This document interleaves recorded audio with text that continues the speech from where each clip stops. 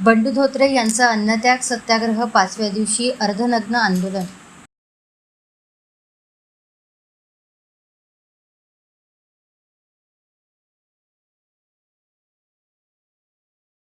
जिल्ह्यातील वाढता मानव वन्यजीव संघर्ष, वाघांच्या हल्ल्यात होणारे मृत्यू आणि ताडोबाच्या महत्त्वपूर्ण वन्यजीव कॉरिडॉरला धोका निर्माण करणाऱ्या लोहार डोंगरी खाण प्रकल्पाविरोधात इकोप्रो संस्थेचे अध्यक्ष बंडू धोत्रे यांची जिल्हाधिकारी कार्यालयासमोर सुरू असलेल्या अन्नत्याग सत्याग्रहाने आज 5व्या दिवशी प्रवेश केला. या आंदोलनाच्या माध्यमातून शासन आणि प्रशासनाला वन्यजीव रक्षणाप्रती लक्ष वेधण्यासाठी आज आंदोलनस्थळी अर्धनग्न आंदोलन करण्यात आले.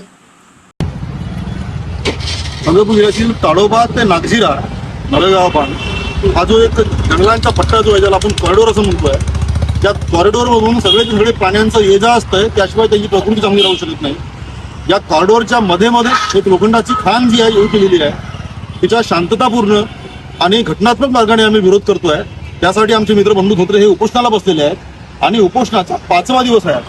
5 दिवस उपोषण होऊन सुद्धा सरकारच्या या मागण्यांकडे लक्ष नाही आहे. चंद्रपुरामध्ये एवढं मोठं उपोषण होत आहे, आंदोलन होत आहे, याकडे लक्ष नाही आहे.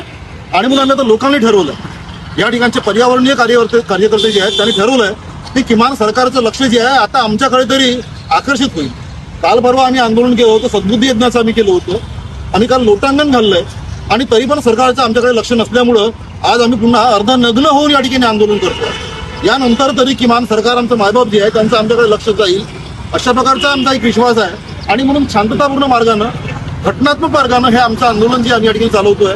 आमची एवढीच मागणी आहे की कॉरिडॉरमध्ये अगदी केंद्रस्थानी येणारी ही जी माहीम जी आहे तिला रद्द करावं.